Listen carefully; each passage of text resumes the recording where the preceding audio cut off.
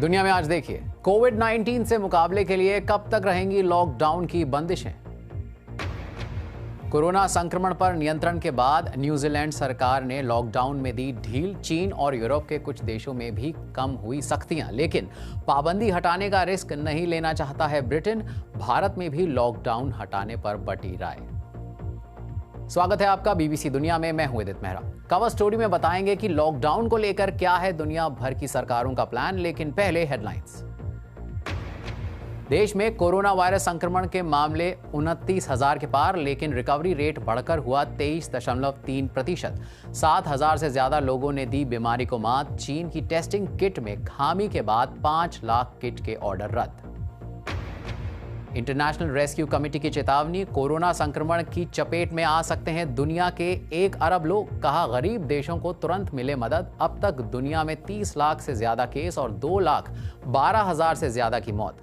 Britain ने जान गंवाने वाले वर्कर्स को किया याद। कारोबार पर लगातार चोट कर रहा है कोरोना वायरस। मांग में कमी से तेल कंपनी बीपी के मुनाफे में भारी गिरावट। वहीं जापान की दूसरी सबसे बड़ी कार निर्माता कंपनी निसान को 90 करोड़ के नुकसान का अनुमान। करेंगे इनमें से खास खबरों पर चर्चा आज बीबीसी दुनिया में।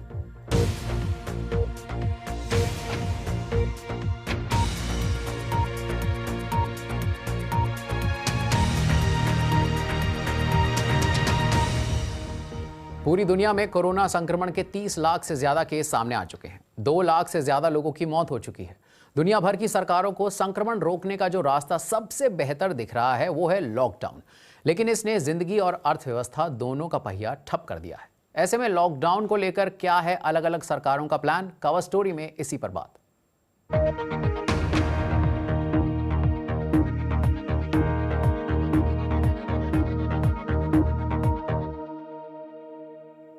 कवर स्टोरी पर चर्चा के पहले भारत में कोविड-19 की ताजा स्थिति पर नजर। भारत में बीते 24 घंटे के दौरान संक्रमण के 1,674 मामले सामने आए हैं। भारत में कुल केस बढ़कर 29,974 हो गए हैं। अब तक कोविड-19 की वजह से 937 लोगों की मौत हुई है। स्वास्थ्य मंत्रालय के मुताबिक भारत में रिकवरी रेट यानी बीमारी से उबरने की दर बेहतर हुई है और ये 23.3% है।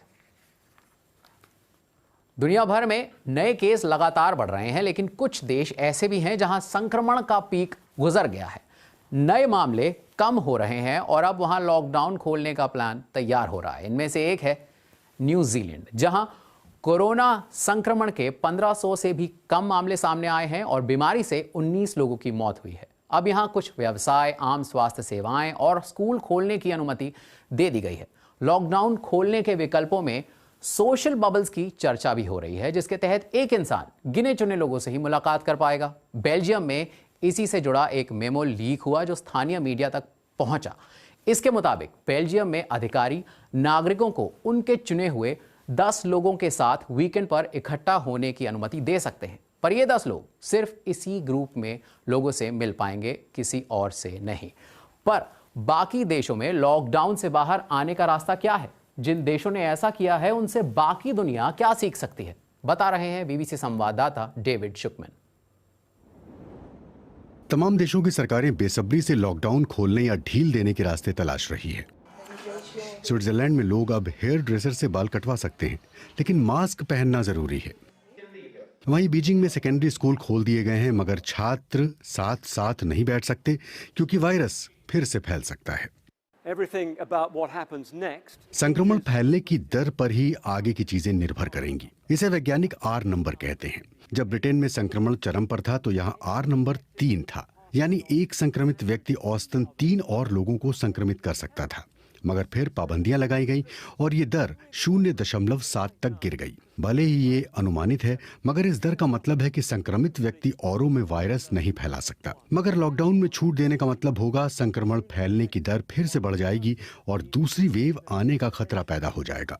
लॉकडाउन से निकलने के लिए वायरस की टेस्टिंग जरूरी है। जर्मनी में जांच की जा रही है कि कौन संक्रमित हुआ था और कौन अभी भी संक्रमित है। इससे पता चलेगा कि कहां संक्रमण फिर फैल सकता है। मगर अब तक अच्छा प्रदर्शन करने वाले न्यूजीलैंड जैसे देशों को भी इस काम में मुश्किल हो रही है।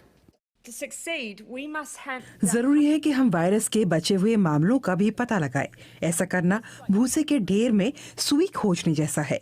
इस काम में हमें आपके सहयोग की जरूरत होगी। अगला महत्वपूर्ण कदम होगा संक्रमित लोगों के संपर्क में आए लोगों का पता लगाना। चीन में एक छोटी सी टीम को ऐसे लोगों का पता लगाने के लिए तैनात किया गया था। ब्रिटेन में भी 18,000 लोगों को इस काम में लगाने की योजना है। ऐप के माध्यम से ऐसा किया जा सकता है। अगर सब कुछ ठीक रहा तो लॉकडाउन में राहत देना आसान होगा। ऐप के लिए लोगों का सहयोग जरूरी होगा, क्योंकि जब तक लोग इसका सही इस्तेमाल नहीं करेंगे तब तक यह बेकार रहेगा। सरकार को भी बताना होगा कि उसकी योजना क्या है और उसे इस ऐप से कैसे मदद मिलेगी। अगर और संक्रमित व्यक्ति का पता चला तो उन्हें सेल्फ आइसोलेशन में रहना होगा, और ये सब अगर अगले साल तक जारी रहा तो लोगों का सब्र टूट सकता है। इसका विकल्प यही होगा कि पूरे देश को ही लॉकडाउन रखा जाए। जो भी हो, हमें खुद को नए हालात में ढालने के लिए तैयार होना होगा। जैसे कि ग्रीस में एक अस्पताल में पूरी तरह से सुरक्षात्मक पोशाक में जन्मदिन का केक डिलीवर किया गया। लॉकडाउन में कभी न कभी तो रियायत मिलनी ही है, मगर ऐसा जल्द नहीं होगा। ब्रिटेन में कोविड-19 से 21,000 से ज्यादा लोगों की मौत हो चुकी है। इनमें 100 से ज्यादा स्वास्थ्य और दूसरी अहम सेवाओं के कर्मचारी शामिल हैं। उनकी याद में आज 1 मिनट का मौन रखा गया। बीमारी पर काबू पाने के लिए ब्रिटेन में 5 हफ्ते से लॉकडाउन है और सरकार अभी ढील देने के मूड में नहीं है। ब्रिटेन इस महामारी से कैसे जूझ रहा है, बता रही हैं लंदन से बीबीसी संवाददाता नेहा भटनागर। पिछले महीने की शुरुआत तक वीना नांगला अच्छी भली थी, दफ्तर जा रही थी। 23 मार्च को पता चला उन्हें कोविड-19 है। 2 हफ्ते तक अस्पताल में इलाज चला, लेकिन वो बच नहीं पाई। For us, it was reassuring that she was being looked after well. हमें तसल्ली है कि अस्पताल में उन्हें ठीक से देखा गया, लेकिन बहुत मुश्किल वक्त था। उनके आईसीयू में एडमिट होने के 1 हफ्ते बाद जाकर हमारी किसी डॉक्टर से फ़ोन पर बात हुई। तब तक हम सिर्फ नर्सेज या एडमिनिस्ट्रेशन से बात कर पा रहे थे, लेकिन मैं समझ सकती हूँ कि उन पर कितना दबाव है, क्योंकि इतनी बड़ी संख्या में मरीज आ रहे हैं। ब्रिटेन में डॉक्टरों और स्वास्थ्य सेवाओं की समस्याएं, प्रोटेक्टिव इक्विपमेंट की तंगी, कई देशों के मुकाबले टेस्टिंग में भारी कमी और आईसीयू में दबाव के मुद्दे रोज उठाए जा रहे हैं। जैसे ही लगता है कि हम इस पर काबू पा रहे हैं, वैसे ही कई नए मरीज आ जाते हैं। रोज लगता है कि आज बेहतर होगा, लेकिन वो बेहतर दिन आता ही नहीं है। लेकिन दुनिया के सबसे विकसित देशों में से एक माने जाने वाला ब्रिटेन यहाँ तक पहुँचा कैसे? गवर्नमेंट ने ये कहा था कि इनिशियली हर्ड इम्यूनिटी, मतलब एक से दूसरे को लगेगा और खाली 80% लोग तो खुद ही रिकवर हो जाते हैं, तो धीरे धीरे फैलेगा, सब लोगों को इम्यूनिटी हो जाएगी और ठीक हो जाएगा। लेकिन जब रिट्रोस्पेक्टिवली इसको देखते हैं तो समझ में आती है कि ये बात तो सही नहीं थी और टेस्टिंग पहले से करना बहुत जरूरी था। स्वास्थ्य सुविधाओं पर दबाव जरूर है, लेकिन वो चरमरा नहीं रही हैं।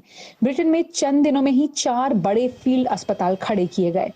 निजी कंपनियों के साथ मिलकर वेंटिलेटर्स भी बनाए जा रहे हैं। 5 हफ्ते से चल रहे लॉकडाउन से आम लोगों को होने वाली दिक्कतों से निपटने के लिए कई इंतजाम किए गए हैं। सुपरमार्केट समेत तमाम बुनियादी सुविधाएं चालू हैं। स्कूल बंद हैं, लेकिन जरूरी सुविधाओं में काम करने वाले लोगों के बच्चे स्कूल जा सकते हैं। ब्रिटेन में लॉकडाउन के दौरान भी इस तरह दिन में एक बार घर के पास कहीं खुली जगह में आकर एक्सरसाइज करने की अनुमति है, बशर्ते आप सोशल डिस्टेंसिंग के नियमों का पालन करें। लोगों की नौकरियां और व्यवसायों को बचाए रखने के लिए आर्थिक मदद की जा रही है। सरकार बिजनेस लोन के अलावा कई लोगों की 80% तक सैलरी 3 महीने के लिए देगी। हमने इस स्तर का आर्थिक संकट पहले कभी नहीं देखा। इस वक्त अपनी विचारधाराओं और पुराने ख्यालों को दरकिनार करना जरूरी है, ताकि सरकार अपने मुख्य उद्देश्य को पूरा कर सके, जो कि लोगों की सुरक्षा और सहायता करना है। पर 3 महीने की मदद के बाद क्या होगा और लॉकडाउन से निकलने की एग्जिट स्ट्रैटेजी क्या है, ये फिलहाल साफ नहीं है। तो कोरोना वायरस ने बदल दिया है जिंदगी जीने का तरीका। और बीबीसी दुनिया में वक्त है एक ब्रेक का। ब्रेक के बाद दिखाएंगे कोविड-19 को लेकर पाकिस्तान के पीएम इमरान खान पर क्या है पीपीपी नेता बिलावल भुट्टो के इल्जाम, और कोविड-19 के बाद इटली के लोगों के सामने क्या है नया खतरा। तो बीबीसी दुनिया में अभी है बहुत कुछ बाकी, बने रहिए हमारे साथ।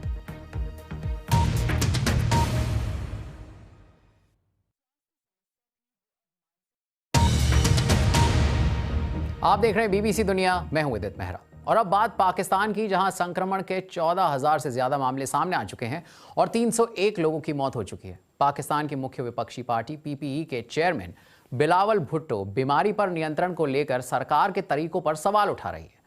बीबीसी से खास बातचीत में बिलावल ने आरोप लगाया कि प्रधानमंत्री इमरान खान बीमारी को काबू करने के बजाय राजनीति में मशगूल हैं। सुनिए बीबीसी संवाददाता हुदा इकरम से उनकी बातचीत के अंश। अफसोस के साथ पाकिस्तान में हमारा एक वो क़यादत की बहरान की वजह से इस वक्त तक ऑल ऑफ गवर्नमेंट अप्रोच तो दूर की बात है, वो नेशनल यूनिटी भी कायम नहीं है। अच्छा, अब इस वक्त तो वज़ीर आज़म साहब ने ये कह ही दिया कि सूबों के हाथ में इख्तियार दे दिया, जो चाहें कर लें, तो अब सिंध हुकूमत क्या करेगी? हम अपना पूरा कोशिश करेंगे कंसेंसस बनाने के लिए भी, और हमारा फोरम्स भी मौजूद है कि हम मुल्क भर में कोई कंसेंसस बनाए। लेकिन कोई एक सूबा का जो एफिशिएंसी है, अगर वो अकेला करने की कोशिश करे, वो उतना एफिशिएंट नहीं होगा। ऐसा क्यों तासुर जा रहा है इस वक्त कि बाकी सूबे भी अपना अपना काम कर रहे हैं, लेकिन विफाक के साथ सिंध हुकूमत की एक टसल सी क्यों नज़र आ रही है? वो अपना नालायकी, अपना नाअहली को छुपाने के लिए वो सबसे कामयाब और सबसे मेहनत करने वाला सूबा को तनकीद का निशाना बनाए हैं, जबकि इस वक्त हमें सब एक होकर चलना है। जहां बेहतर काम हो रहा है उससे सीखना है।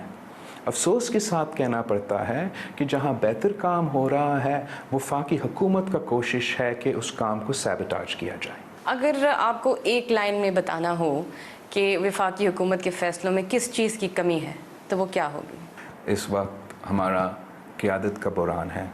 क़यादत का जिम्मेदारी है कि एक नेशनल क्राइसिस के मौके पे आप वो मुश्किल फ़ैसले ले जो भले आपका इलेक्शन के लिए गलत फ़ैसले हो, आपका इलेक्टोरली नुकसान पहुँचे, लेकिन आपका मुल्क के लिए बेहतर फ़ैसले हो। इटली को कोरोना वायरस संक्रमण की जबरदस्त मार झेलनी पड़ रही है। नुकसान झेलने के मामले में दुनिया में दूसरे नंबर पर है। इटली में अब नए मामलों की संख्या घट रही है, लेकिन वहां लोगों को एक और परेशानी का सामना करना पड़ रहा है। लोग मानसिक दिक्कतों की शिकायतें कर रहे हैं।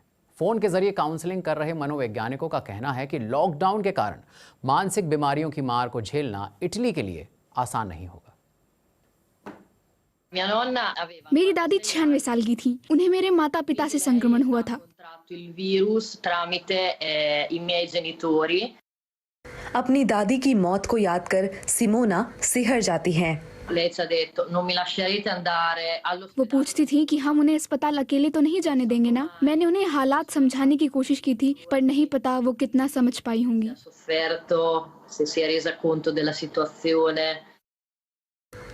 इस संकट ने यहाँ कई परिवारों को दर्द दिया है, लेकिन इसका मानसिक असर बहुत गहरा है। डर से घिरे कई लोग इस सहायता केंद्र में हर दिन संपर्क करते हैं। कुछ लोग कॉल करके कहते हैं कि वो खुदकुशी करना चाहते हैं क्योंकि उनकी जिंदगी अब पहले जैसी नहीं रही। उनमें से कई बहुत गुस्से में होते हैं। कुछ तो कॉल पर खूब चीखते चिल्लाते भी हैं।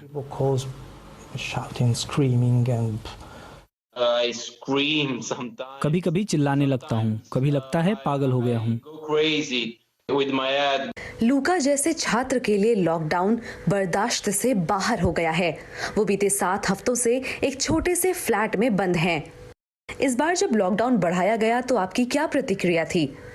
मैं और मेरे माता पिता परेशान हो गए थे। दोस्तों को वीडियो कॉल किया कि क्या हमें सच में और वक्त घर में बिताना होगा। इटली ऐसा देश है जहां मानसिक स्वास्थ्य पर ज्यादा बात नहीं होती और इस महामारी के वक्त वहां कोई राष्ट्रीय सहायता सिस्टम भी नहीं है।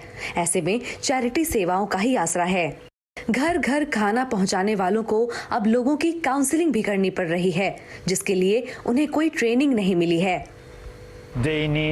लोगों को किसी से बात करने की जरूरत है, मुस्कुराने की जरूरत है। जो एक स्वास्थ्य समस्या थी वो अब मानसिक समस्या भी बनती जा रही है और अभी नहीं पता कि आगे ये किस रूप में सामने आएगी। और बीबीसी दुनिया में ब्रेक के बाद देखिए, वीरान पड़ा है कश्मीर का खूबसूरत ट्यूलिप गार्डन।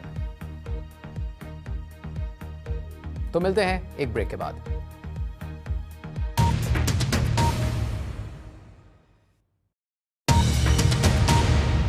स्वागत है आपका बीबीसी दुनिया में। मैं हूं उदित मेहरा और अब बात जम्मू कश्मीर की, जहां घाटियों की खूबसूरत वादियां पर्यटकों को अपनी ओर खींचती हैं। लेकिन कोरोना संक्रमण को लेकर लागू लॉकडाउन की वजह से यहां के पर्यटन स्थल वीरान हैं।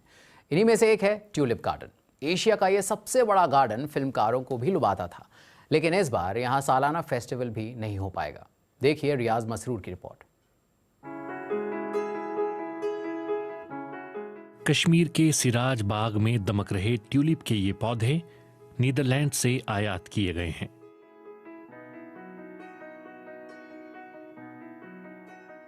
ट्यूलिप के फूलों से सजे इस बेहद खूबसूरत बाग को इस तरह से तैयार किया गया है कि एक ही नजर में चटक रंगों वाले फूलों की कई कतारें नजर आती हैं।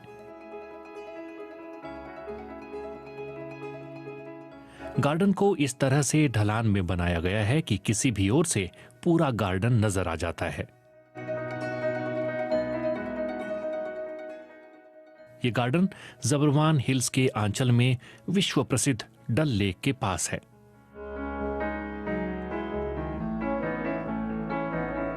तीस हेक्टेयर इलाके में यहां ट्यूलिप की 55 किस्में लगाई गई हैं। 4 नई किस्में इस साल ही शामिल हुई हैं। आमतौर पर हर साल मात्र 20 दिनों के लिए इस गार्डन को आम लोगों के लिए खोला जाता है, क्योंकि ट्यूलिप के फूल कुछ ही दिनों तक खिले रहते हैं।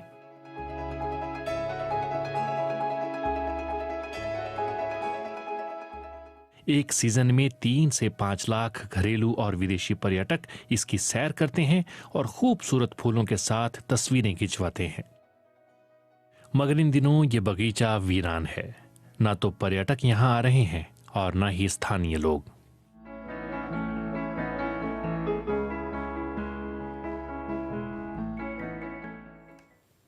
लॉकडाउन के वक्त पूरी दुनिया के संगीतकार भले ही घर में कैद हों, लेकिन वहीं से लोगों के मनोरंजन में जुटे हैं।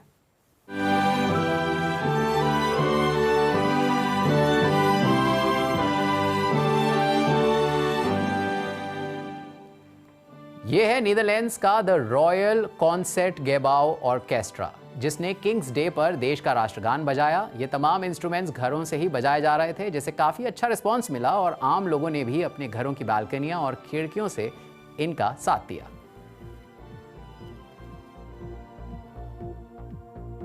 तो कार्यक्रम में आज बस इतना ही।